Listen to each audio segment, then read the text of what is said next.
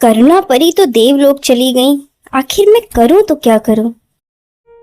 ये कहानी है एक प्यारी सी लड़की अनु की, जो गरीब तो है लेकिन बड़ी ही प्यारी और सहनशील है। ये एक छोटी सी गांव नीलकुंज में अपनी दादी के साथ रहती है। दादी हमेशा बीमार रहती हैं, लेकिन अनु दादी की सेवा करते हुए एक बहुत ही प्यारी मुस्कान के साथ सारे काम करती है। अनु का दिल बड़ा ही मासूम है, इसीलिए वो हमेशा लोगों की मदद करती रहती है। मेरी प्यारी बच्ची, तू दिन भर हम सबके काम करते हुए थक जाती होगी ना? तुझे कोई दिक्कत नहीं होती? दिन भर तू यहाँ से वहां तक दौड़ती ही रहती है। आखिर तू आराम कब करती है? मेरी प्यारी दादी, आप इसकी सबकी चिंता क्यों करती हैं? आप तो बस आराम करिए। भला अपनों के काम करने में भी किसी को दिक्कत होती है क्या? आप भी ना। सोने जैसा दिल है मेरी बच्ची का। देखना बिटिया, एक दिन तुझे तेरे कर्मों का फल जरूर मिलेगा। इस प्यारी सी बातचीत के बाद अनु खाना बनाती है और दादी को बड़े प्यार से खाना खिलाती है। कितनी भी समस्या हो, कोई भी परेशानी आए, अनु किसी से शिकायत नहीं करती। दादी, आप खाना खाकर आराम करिए। मुझे जंगल से कुछ लकड़ियाँ लेने जाना है। मैं लकड़ियाँ लेकर आती हूँ, फिर हम दोनों बैठकर खूब ढेर सारी बातें करेंगे। ठीक है मेरी बच्ची। इसके बाद अनु जंगल से लकड़ियाँ लेने चली जाती है। लकड़ियों का एक बड़ा ढेर लेकर वो जंगल से आ ही रही होती है कि तभी एक अनोखी घटना घटती है।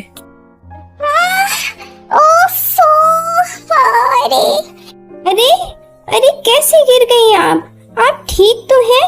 आपको ज्यादा चोटें तो नहीं आई? क्या कहूँ बेटी, रास्ते में जा रही थी और रास्ता ही भूल गई। फिर इतनी जोर की प्यास लगी कि कुछ दिमाग ही ना काम किया। अरे चलिए, पहले आप पानी पीजिए, फिर हम लोग आराम से बात करेंगे। हाँ, अब मैं कुछ राहत महसूस कर रही हूँ। क्या तुम मुझे जानती हो बेटी, जो तुमने मेरी इतनी मदद की? नहीं, मैं तो आपको नहीं जानती। मैं तो बस जंगल से लकड़ियाँ लेने आई थी। आपको परेशान देखा तो रहा नहीं गया, इसीलिए आपकी मदद करने के लिए रुक गई। शायद तुम ही हो जिसकी मुझे तलाश थी। मैं तो बहुत दिन से किसी ऐसी लड़की को ढूंढ रही थी। मैं कुछ समझ नहीं पा रही हूँ जो आप कह रही हैं। किसकी तलाश थी आपको? किसे ढूंढ रही हैं आप? कुछ समझ नहीं आ रहा मुझे। अभी कुछ देर में तुम्हें सब समझ में आ जाएगा। ये देखो बेटी, मैं परी लोक की परी माँ हूँ। मैं बड़ी दिन से एक ऐसी लड़की की तलाश कर रही थी जिसके दिल में करुणा भरी हो, जो लोगों की मदद करती हो। मुझे लगता है तुमसे मिलकर मेरी तलाश पूरी हुई। तुम ही हो वो लड़की जिसकी मैं तलाश कर रही थी। हाँ परी माँ, पर आप मुझे क्यों ढूंढ रही थी परी माँ? मैं आपकी क्या मदद कर सकती हूँ? मैं तो एक बड़ी ही साधारण लड़की हूँ। नहीं बेटी, जिस लड़की के दिल में इतनी करुणा भरी हो, वो साधारण कैसे हो सकती है? तुम्हारी तलाश इसलिए कर रही थी क्योंकि तुम मेरे कुछ जरूरी काम को पूरा कर सकती हो। अब मेरी बात को ध्यान से सुनना। हमारे परी लोक की करुणा परी देवलोक चली गई हैं। हमारे परी लोक में करुणा परी की जगह खाली है, इस कारण मैं तुम्हें ढूंढ रही थी। मैं 1 साल तक तुम्हारी परीक्षा लूंगी। यदि तुम अपनी परीक्षा में सफल हुई तो 1 साल के बाद तुम्हें करुणा परी की जगह दी जाएगी। क्या तुम तैयार हो परीक्षा के लिए? परी माँ, यदि आपने मुझे लोगों की मदद करने के लिए चुना है तो इसमें जरूर ही कोई अच्छी बात होगी। मैं अपना पूरा प्रयास करूंगी परी माँ। ठीक है बेटी, आज से ही तुम्हारी परीक्षा शुरू होती है। ध्यान रखना, तुम्हें लोगों की मदद करनी है। मैं अब तुम्हें 1 साल बाद मिलूंगी। परी माँ की बात अनु के लिए कोई भी नई बात नहीं थी। वो तो दैनिक जीवन के अपने कामों को वैसे ही करती रही जैसे वो पहले करती आ रही थी।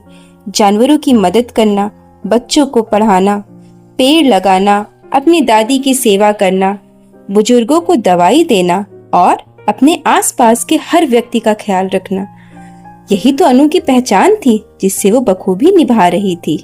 अभी तक तो अनु ने अपने सारे काम बड़े अच्छे से किए हैं। देखो आगे क्या होता है।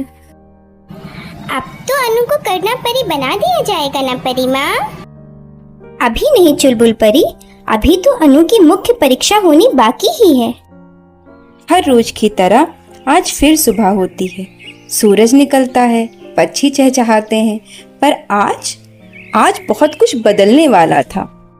आज अनु की तबीयत कुछ सही नहीं लग रही थी, पर वो रोज की तरह अपनी दादी माँ के लिए कुछ फल और सब्जियां लेने आई हुई थी कि तभी बारिश आ जाती है।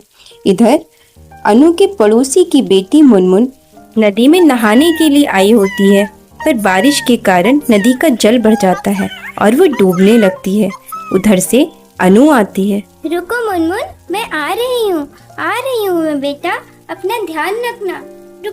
रुको मैं बचा लूंगी तुमको, परेशान मत हो बेटा, मैं पहुंच रही हूँ। बिट्टू चलो मुनमुन चलो।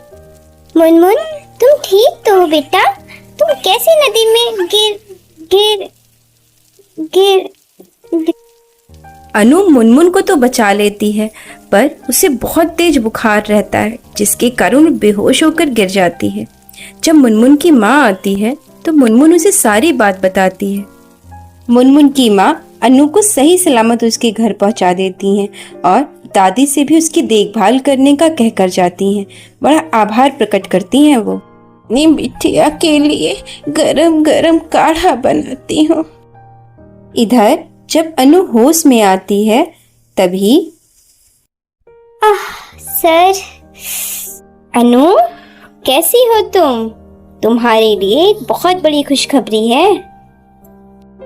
परी माँ आप? मैं ठीक हूँ परी माँ, बस जरा सा बुखार के कारण बेहोश हो गई थी, पर अब मुझे अच्छा महसूस हो रहा है।